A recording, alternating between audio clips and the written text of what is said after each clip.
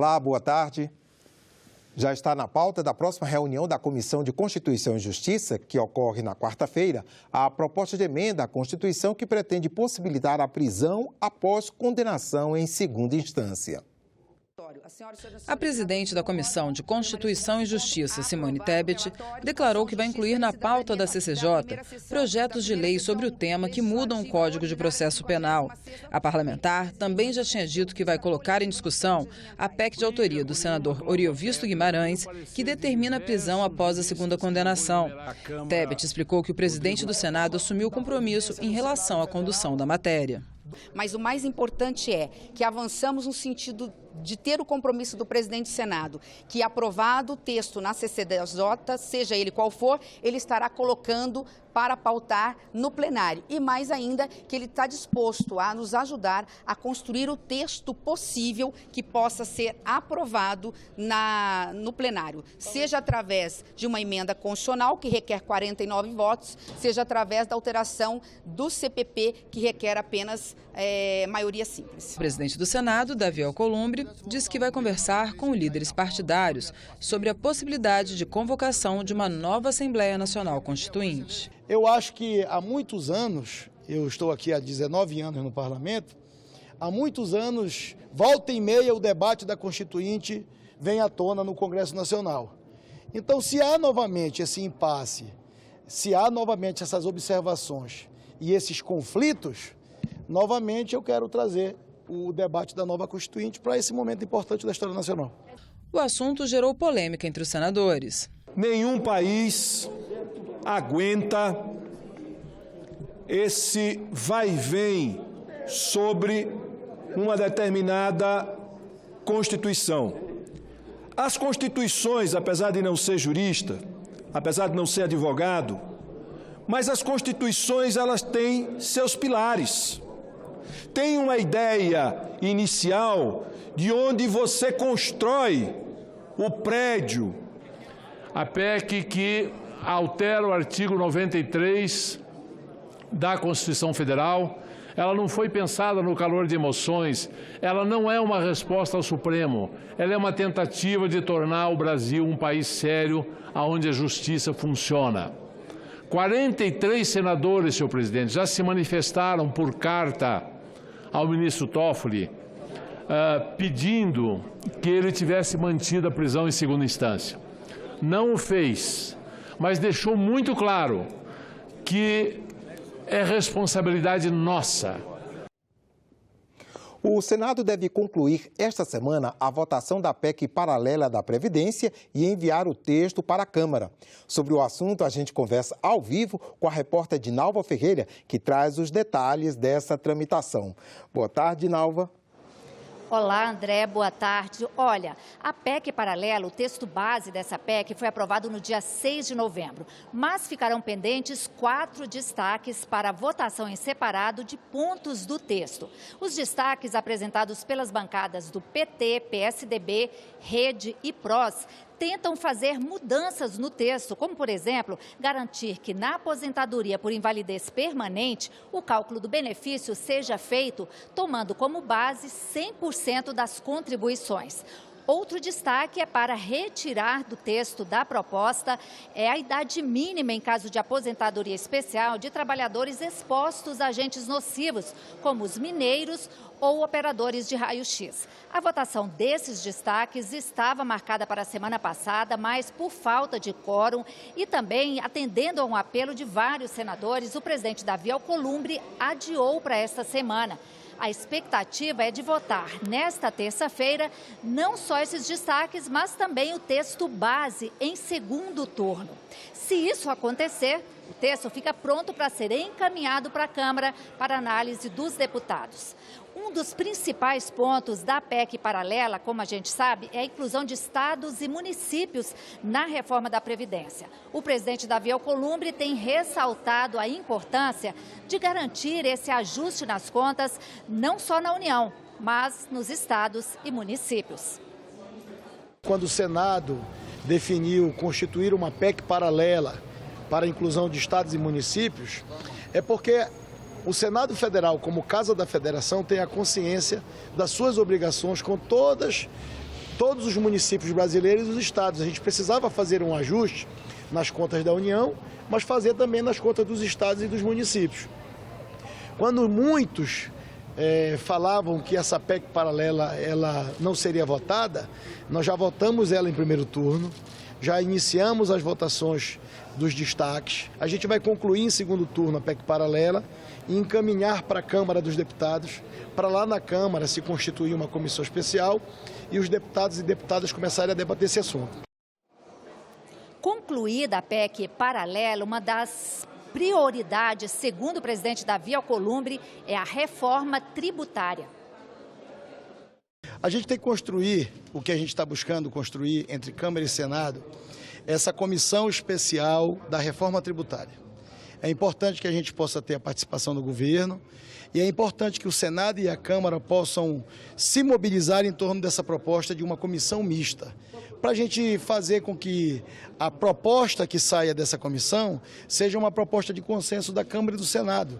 Já falei várias vezes que a gente não pode ter 3 propostas de reforma tributária. A gente precisa ter uma. Quem tem 3 não tem nenhuma. Então, o presidente Rodrigo está sensível, os líderes da Câmara estão. No Senado, eu já conversei com vários senadores para a gente formar essa comissão mista, especial também, com 90 ou 120 dias de duração, para unificar os textos da Câmara e do Senado, ver o que é que tem conciliação e o que é que tem voto, e trazer o governo para dentro do debate e apresentar, se tudo der certo, no primeiro semestre do ano que vem, uma reforma que seja votada na Câmara e no Senado e seja aprovada num prazo mais rápido possível. Lembrando aí, André, que a votação da PEC paralela, que a gente falou aí anteriormente, é o primeiro item da pauta do plenário nesta terça-feira. Voltamos com você. Obrigado, Dinalva.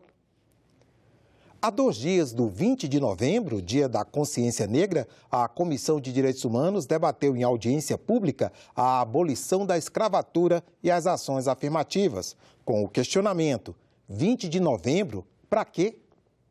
Essa data, que é de celebração e também de luta, como surgiu mesmo? Para resgatar esse enredo de referência à morte do Zumbi, líder do Quilombo dos Palmares, foi instituído o 20 de novembro, em 1971, que teve como um dos idealizadores Oliveira Silveira, poeta, professor, pesquisador e ativista do movimento negro. O dia foi incluído no calendário nacional em 2003. No entanto, só foi oficializado em 2011, pela Lei número 12.519. A escravidão oficial acabou em 13 de maio de 1888. Uma escravidão paralela se perpetuou e ainda hoje causa estragos, violência, exclusão, discriminação, preconceito. A taxa de homicídio por 100 mil negros foi de 43,1, ao passo que a taxa de não negros foi de 16. Revelam que existe uma direção na atuação e na atuação do Estado e do número de vítimas que está marcado pela cor, né? E confirmam as análises sobre a racialização das mortes violentas no país. O João Vargas vai trazer um artigo de 2010 para dizer, mesmo no governo do presidente Lula, a gente teve acesso, teve entrada, teve acesso a alguns mecanismos, mas o número de mortes não diminuiu. Não diminuiu. Então, é política de Estado, não importa o governo. Mesmo no governo que dialoga, o Estado mantém essa política de invadir as favelas e matar carne preta. 257 tiros na família de Evaldo, se fosse uma família branca, como seria? Eu não consigo ter o poder de imaginação, de imaginar uma família branca ser alvejada daquele jeito e a sociedade ficar quieta. Não consigo. Ainda hoje, terreiros das religiões de matriz africana são perseguidos. Se a mulher vai parir, é lá que vai primeiro. Se está doente, não faz papel de médico não, viu? Mas é lá que vai primeiro, porque lá tem uma erva, porque lá tem uma folha, porque lá tem uma reza.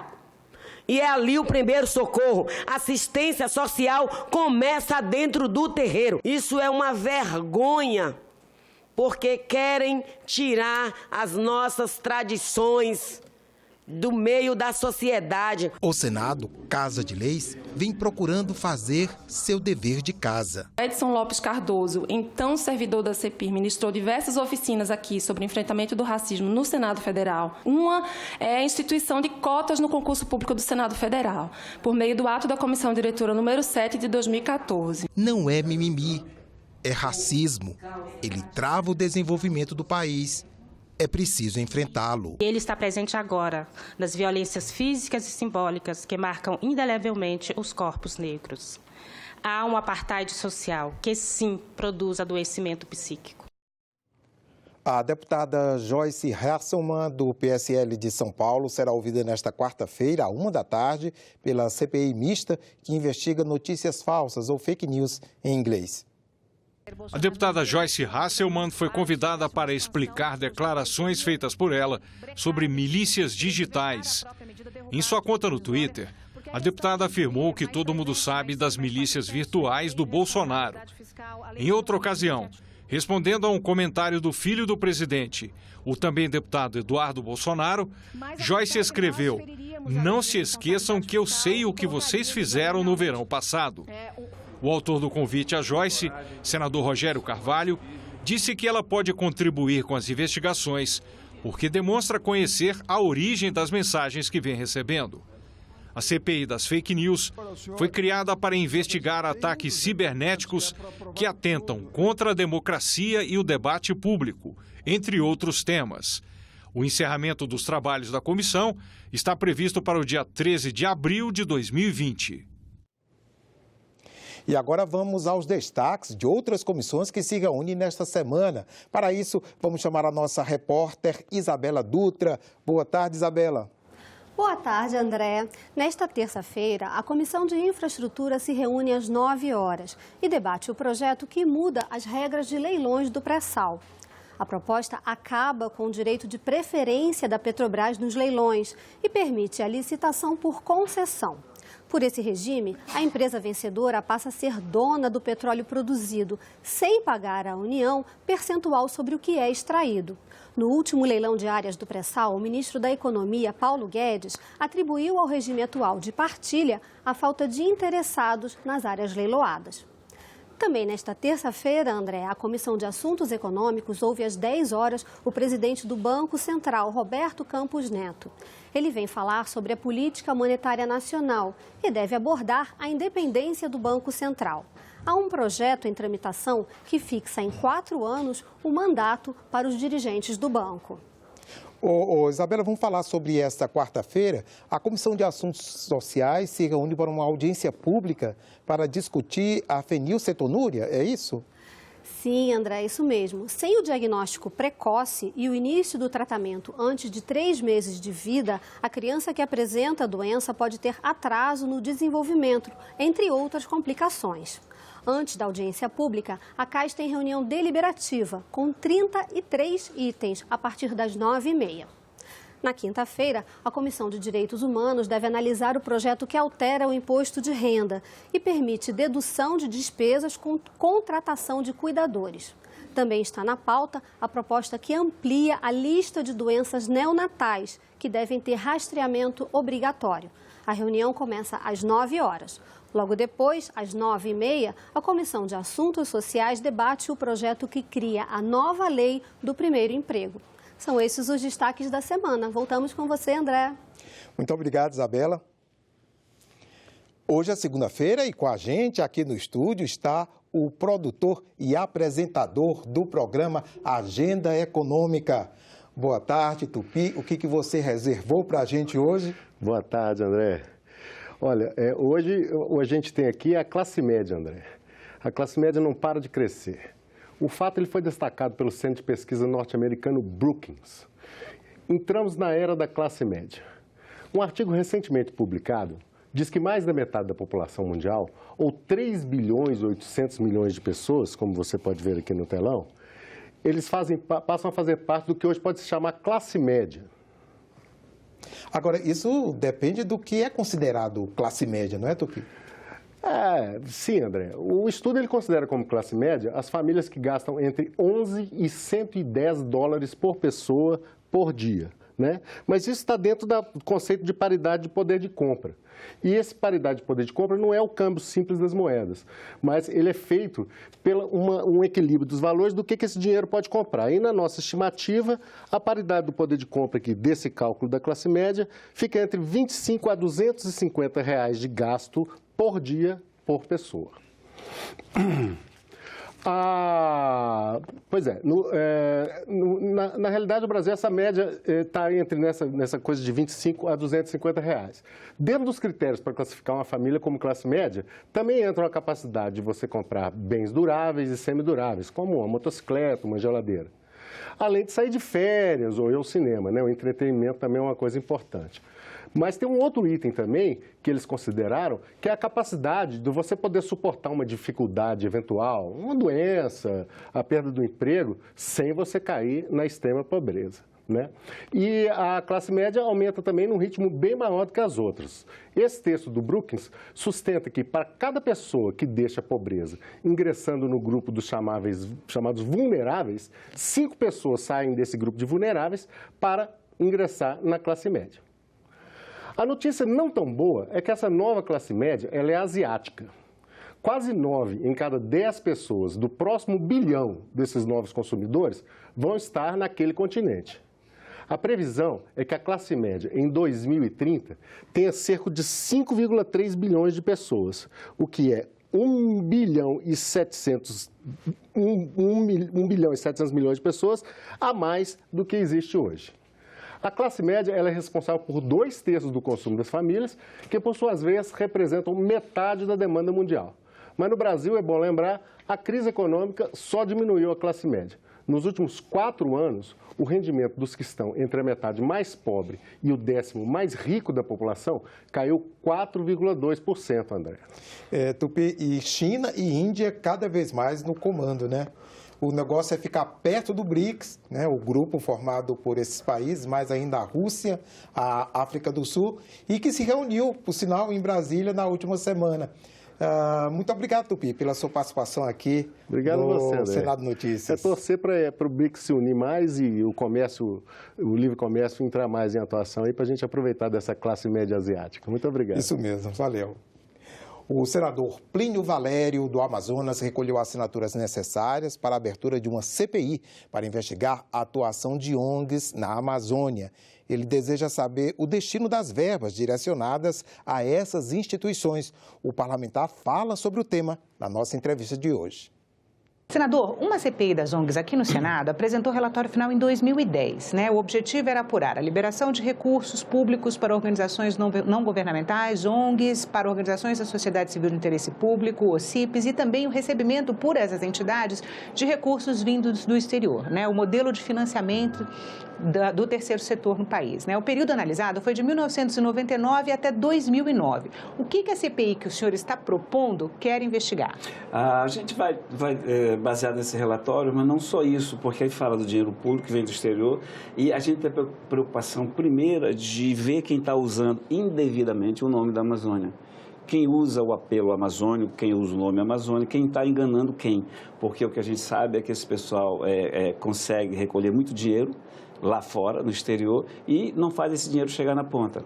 Ou ele serve para comprar terra, ou ele serve para enriquecer o dirigente de alguns ONGs. Mas eu quero deixar bem claro, Renata, no começo, este senador não tem o menor interesse em demonizar as ONGs, nem estigmatizar. A gente está aí para separar o joio do trigo.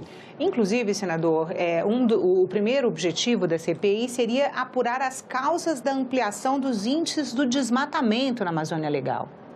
Não, esse é um dos objetivos, desmatamento e queimadas. É o primeiro, né? O objetivo A. Mas o foco primordial vai ser pegar as denúncias existentes, escolher mais denúncias, pegar as provas, chamar as ONGs acusadas, chamar os dirigentes para que eles possam se defender. E as acusações são as mais variadas possíveis. Elas vão desde a compra de terras, o excesso de compra de terras em municípios ricos, né, de riquezas minerais, até passando meio pelo enriquecimento ilícito de dirigentes de ONGs. Isso está no TCU. O TCU está provando, está mostrando que quase todas as ONGs que a gente está denunciando, elas gastam 80% do que arrecadam entre eles mesmos. Palestras, seminários, viagens, publicações, ou seja, enganação. No requerimento para a criação da CPI, o senhor fala da comoção mundial causada pelos indicadores de desmatamento na Amazônia, assim como o surto de queimadas, né?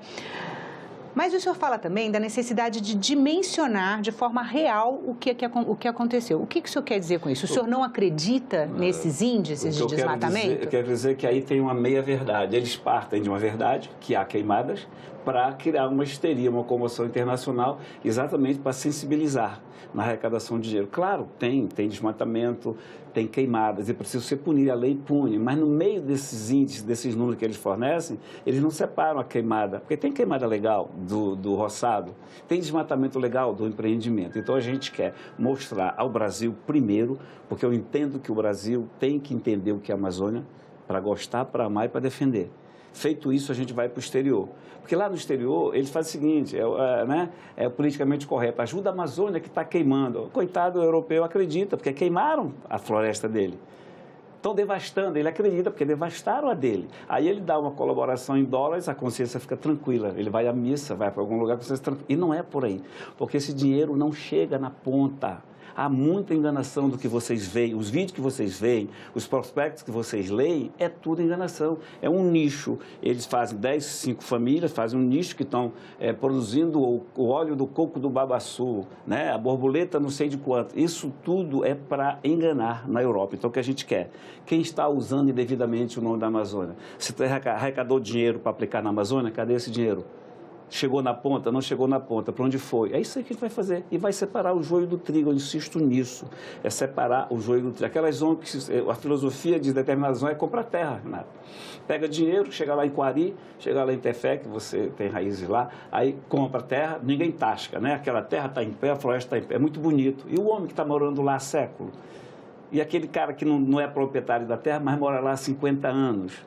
Fica abandonado. Está lá, o cara comprou os índios. Mas como a compra de terra, senador, prejudica o morador local? Prejudica da forma que eles compram e ela fica intacta. Aquilo é um santuário, você não mexe nela. Eu compro a terra e não deixo você mexer nela, mesmo que você já seja morador antigo. Aí você vê... Nem para práticas sustentáveis, senador, extrativismo... Mas a prática sustentável, o caboclo é mestre nisso. Essa prática sustentável que o caboclo tem e faz, hoje é proibida. O caboclo antes, quando ele pegava um tracajá, na época do verão, que ele comer, mas ele enjoa de comer tracajá, ele enjoa de comer só peixe, ele quer vender 1 quilo a mais, vai preso. Vai preso porque a multa que aplicam nele é impagável. Então, esse desenvolvimento sustentável que tanto se apregoa, que os amazônicos lá de fora falam, o caboclo faz. Ele tem o roçado dele queimado aqui, ele queima a terra ali na superfície, planta, né? Vai no lago com a malhadeira, pega o peixe dele, vai na praia, pega o tracajá dele e pronto. No outro ano, ele já muda o roçado para cá. A Amazônia está preservada em quase 70%. Quem é que preservou isso? Fomos nós, com o nosso método, com a nossa maneira de viver, tirando da floresta, tirando da natureza aquilo que serve para a gente subsistir. O caboclo não quer ficar rico, o índio não quer ficar rico. O índio só quer ter o direito de viver daquela riqueza que ele pisa. Ele dá topada em todo dia em riqueza e não pode usufruir dessa riqueza. Eu não conheço o índio querendo ficar rico, eu conheço o índio querendo políticas públicas, porque você demarca a terra e vai embora. Então, esse desenvolvimento que você fala, eles não têm política pública para isso. Vou te dar um exemplo, Renata. Manaus, capital do Amazonas, 2.200.000 habitantes, tem entre 40 e 50 mil índios, eu quero dizer para você, brasileiro, brasileira, índios vivendo em condições subhumanas em Manaus, né? Condições subhumanas em Manaus. E eles vieram de onde? Das reservas intocáveis, santuário. A Amazônia não é santuário. A Amazônia é importantíssima para o mundo, mas ela é muito mais importante para quem vive nela. Então, essas ONGs só veem na Amazônia um tapete verde. Eu não, eu vejo na Amazônia um tapete verde, lá embaixo eu vejo um ser humano. Senador, o que falta para essa CPI vingar? O meu amigo... meu amigo Davi Alcolumbre. O senhor disse que coletou as assinaturas. Tranquilo, já deu entrada na mesa, já tem um mês, mais de um mês. E o Davi, toda semana fica de ler. Ele me garantiu que vai ler. Pelo menos agora chegou mais perto. O requerimento está do lado dele. Toda a sessão está aqui do lado. Cadê ele? Está aqui? Está aqui. Opa, então, mais uma semana a gente vai, mas sai. O Davi é amazônida, né? Ele conhece esses problemas. Então, está faltando só ler o requerimento para oficializar e daí os partidos indicarem os seus membros. E aí mora o perigo também das CPIs, né? Na indicação dos membros dos partidos. É por isso que muita CPI não vai adiante. Sim, porque essa já é a terceira CPI mais ou menos com... Seria a terceira CPI mais ou menos com o mesmo objetivo. Já houve também o requerimento de uma, foram indicados os membros, mas ela não foi instalada. Sem querer desmerecer ninguém, a diferença entre essa e as outras é que tem um cara aqui que vai levar isso adiante. Tem 8 anos para levar isso adiante. Eu levei, na minha vida pública, 37 anos para chegar aqui e vou levar 8 para essa CPI sair. Não tem problema nenhum. Insistência é o que eu mais sei fazer. Senador, o senhor também cita no relatório que o senhor acredita acredita que exista uma proximidade suspeita entre determinadas ONGs e jazidas minerais. Sim. Né? Sim. Do que o senhor está falando? O que isso quer dizer? Vamos lá, nós temos uma reserva, nós temos a área intocável no Alto Rio Negro, onde está o nióbio. E a gente fala tanto no nióbio, né? Mas tem diamante, tântalo.